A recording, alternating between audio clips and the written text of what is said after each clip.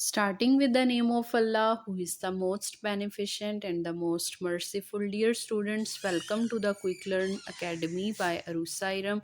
In this video, we will discuss the Physics class 9th, chapter number 3, and the lecture number 6, which is about the uniform circular motion till the last of the chapter, cream separator. Dear students, video को start करने से पहले अगर अभी तक आपने मेरा channel subscribe नहीं किया then kindly do subscribe my channel which is Quick Learn Academy by Arusairam. In this lecture we will discuss about uniform circular motion, centripetal force, centrifugal force, banking of rods, washing machine, dryer and the cream separator। Dear students, सबसे पहले हम first topic को देखते हैं which is the uniform circular motion. जब भी एक object एक सर्कुलर पाथ के अंदर मूव करता है तो इस टाइप की मोशन को कहा जाता है uniform circular motion. For example, आप एक स्टोन को लेके स्ट्रिंग के साथ अटैच कर दें और उसको मूव कराना स्टार्ट कर दें स्ट्रिंग को, तो वो जो पाथ फॉलो होगा that will be the circular, और जो मोशन यहाँ पे प्रोड्यूस हो रही है स्टोन की स्ट्रिंग के साथ अटैच करने से, इस मोशन को कहा जाएगा uniform circular motion.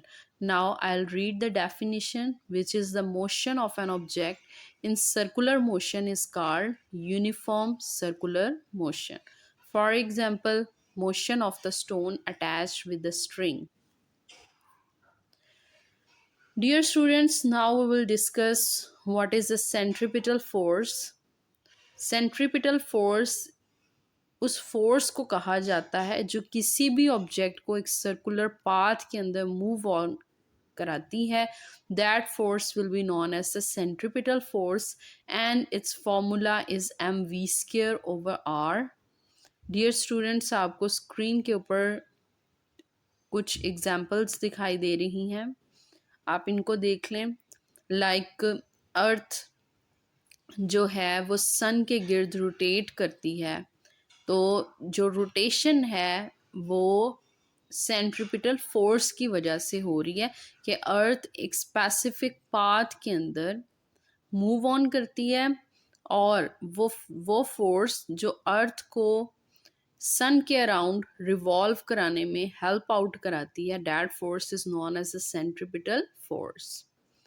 Now I will read the definition, which is the centripetal force is a force acting on a body moving in the curved part that is directed toward the center of rotation, and its formula is mv²/r. M is the mass of the body, v is the velocity through which it is revolving, and r is the radius, and this radius is from the object that is revolving till around the object, like in the case of rotation of earth around the sun। आपको screen पे दिखाई दे रहा है, यहाँ पे r बन रहा है वो डिस्टेंस जो सन का अर्थ के दरमियान में डिस्टेंस है, that is known as the r। So dear students, अब हम देखते हैं कि ये फॉर्मूला किस तरह से ड्राइव हुआ है। आपने कंसीडर कर लेना है एक सबसे पहले एक मैस ले लीजिए, उसको स्ट्रिंग के साथ अटैच कर दें और उसकी रोटेशन करानी स्टार्ट कर दें। जो बॉडी है उसका मैस m होगा, वो जिस स्पीड के साथ मूव कर रही है उससे वेलोसिटी कहा जाएगा, यूनिफॉर्म स्पीड v, और जिस सर्कल के अराउंड मतलब जो सर्कुलर पाथ फॉलो हो रहा है it is known as the r. Like आपको स्क्रीन पे दिखाई दे रहा है, हैंड और मैस m के दरमियान जो डिस्टेंस है that is known as the r. और ac is the acceleration produced due to the centripetal force, and fc is the centripetal force. Now I'll read the derivation explanation, let a body of mass m moves with uniform speed v in a circle of radius r, the acceleration ac produced by the centripetal force fc is given as. Dear students, आपने याद रखना है कि centripetal acceleration वो acceleration है जब आप body को एक सर्कुलर पाथ में मूव ऑन कराते हैं, तो जो एक्सेलरेशन प्रोड्यूस हो रहा है due to the circular motion rotation is known as the centripetal acceleration, and it can be calculated by taking the square of velocity and dividing it by the r. So centripetal acceleration ac is equal to v square over r. As we all know about the Newton's second law of motion, which is F is equal to ma. Dear students, यहाँ पे क्योंकि हम centripetal force और centripetal acceleration की बात कर रहे हैं, so Newton second law of motion will become as F C is equal to M A C. Now, by putting the value of AC as V square over R in the above equation, we will get FC is equal to MV square over R. That is actually the formula of centripetal force. Dear students, this formula also tells that centripetal force depend upon the mass of the body, velocity and radius. Dear students, आप इस formula से centripetal force की value को calculate कर सकते हैं by putting the values of the mass of the body, velocity and the radius of the circular path. Dear students, अब हम सेंट्रीफ्यूगल फोर्स की बात करते हैं. As we all know about the Newton's third law of motion के अगर कोई body एक कोई भी फोर्स एक्ट करती है तो एज अ रिज़ल्ट उसकी एक रिएक्शन फोर्स भी होती है. लाइक यहाँ पे सेंट्रीपिटल फोर्स जो है वो एक बॉडी को एक सर्कुलर पाथ में मूव कराती है, तो इसके ऑपोजिट एक और फोर्स भी होनी चाहिए जो कि बॉडी को सर्कुलर पाथ में मूव ऑन नहीं कराए. Actually, centrifugal force is the reaction of the centripetal force. Now, I'll read the definition. Centripetal reaction that pulls the string outward is called centrifugal force. Dear students, आपको screen पे दिखाई दे रहा है एक person एक ball जिसको एक string के साथ अटैच किया गया है उसको रोटेट करा रहा है. तो यहाँ पे दोनों कॉन्सेप्ट आपके क्लियर हो जाएंगे कि जब एक बॉडी सर्कुलर पाथ में मूव ऑन कर रही है तो वो एक यूनिफॉर्म सर्कुलर मोशन में होगी, और वो फोर्स जो एक बॉडी को सर्कुलर पाथ में मूव करने में हेल्प आउट करती है that is known as the centripetal force. और अगर यहाँ से बॉल एकदम से स्ट्रिंग से अलग हो जाए तो वो एक सर्कुलर पाथ में मूव नहीं करेगी बल्कि आउटवर्ड मूव करेगी. That is actually known as a centrifugal force. Dear students, now we will talk about the banking of the roads. Banking of the roads का मीनिंग डियर स्टूडेंट्स ये है कि outer as जो है वो road का थोड़ा सा कर्व्ड हो, राइज हुआ हो, तो इसे कहा जाता है कि banking of road. Banking of road बहुत यूज़फुल है. ये हमारी डेली लाइफ में काफ़ी चीज़ों से हमें हेल्प आउट करता है बचाने में.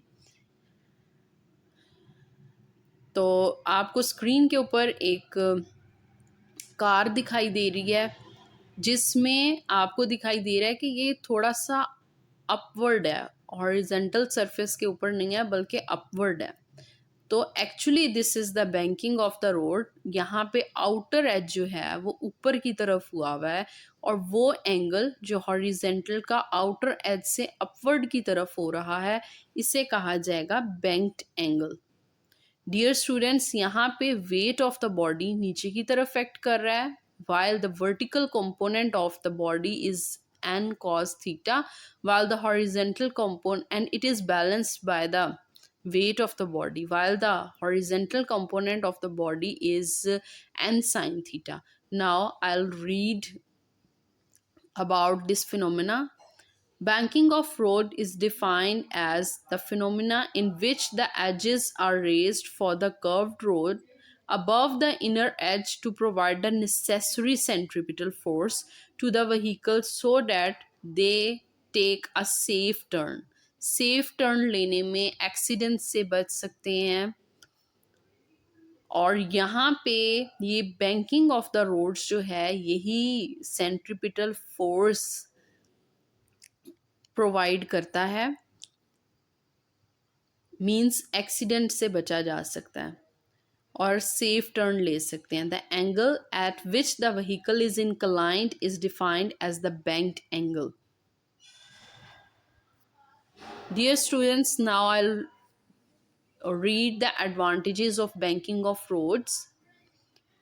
बैंकिंग ऑफ रोड्स में डियर स्टूडेंट्स बहुत से फ़ायदे हैं, like banking of the road necessary centripetal force provide करता है कि बॉडी जो है कर्व पाथ में मूव करती है, स्लिप होने से बच जाती है, और टायर्स में जो अक्सर फट जाते हैं फ्रिक्शनल अफेक्ट की वजह से, उसको भी रिड्यूस कराती है। Over turning of the vehicle से भी अवॉइड करती है banking of roads.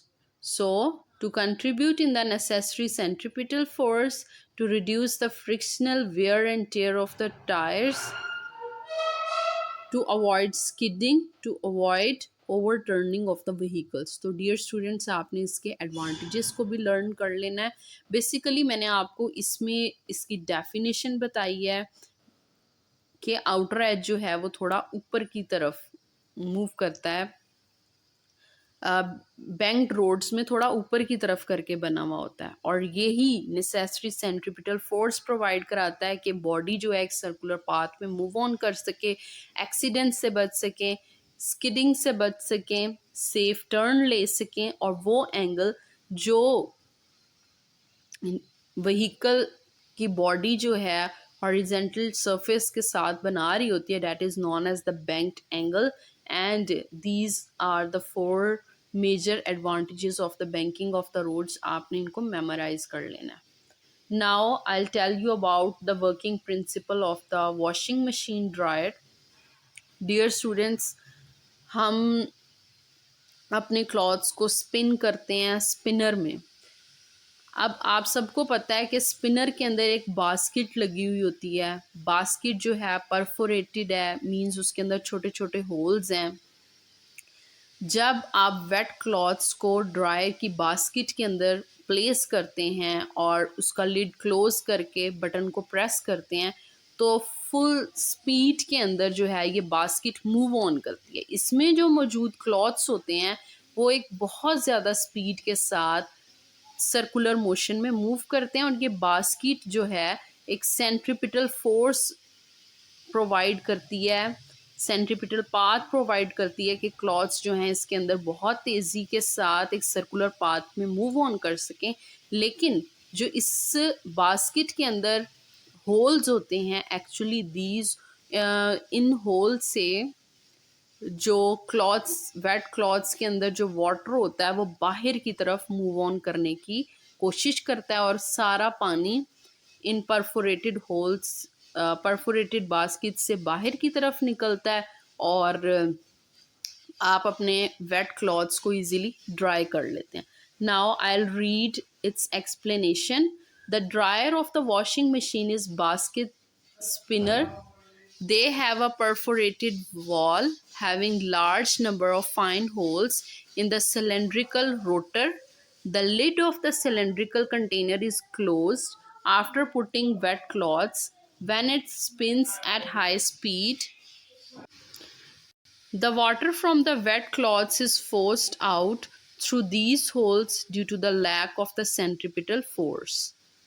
Dear students, यहाँ पे जो लास्ट पॉइंट है इसमें यही बताया गया है कि क्लॉथ्स बास्केट जो है क्लॉथ्स को एक सेंट्रिपिटल पाथ तो प्रोवाइड करता है, कर्व पाथ तो प्रोवाइड करता है, जिसके अंदर क्लॉथ्स जो हैं तेज़ी के साथ मूव ऑन करते हैं, लेकिन जो वाटर है वो बाहर की तरफ मूव करेगा, जिसकी वजह से सारे के सारे कपड़े जो हैं वो स्पिन हो जाएंगे।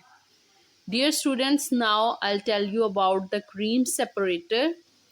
Cream separator act on the principle of centrifugal force, और आजकल क्रीम सेपरेटर्स काफ़ी ज़्यादा यूज़ किए जाते हैं। इंडस्ट्रीज़ के अंदर भी काफ़ी बड़े लेवल पे बड़े बड़े क्रीम सेपरेटर यूज़ किए जाते हैं, और इसमें एक हाई स्पीड स्पिनर होता है और एक बाउल होता है जिसके अंदर क्रीम को या बॉइल्ड मिल्क को प्लेस किया जाता है, और while working on the principle of centrifugal force cream को जो है easily separate कर लिया जाता है। So I'll read the construction. Most modern plants use a separator to control the fat content of the various product. A separator is a high speed spinner. It consists of a bowl which act on the principle of the centrifugal force. Dear students, I hope you all like my video. If you like my video, then kindly do like, share, comment and subscribe to my channel, which is Quick Learn Academy by Aru Sairam. And thank you so much for listening.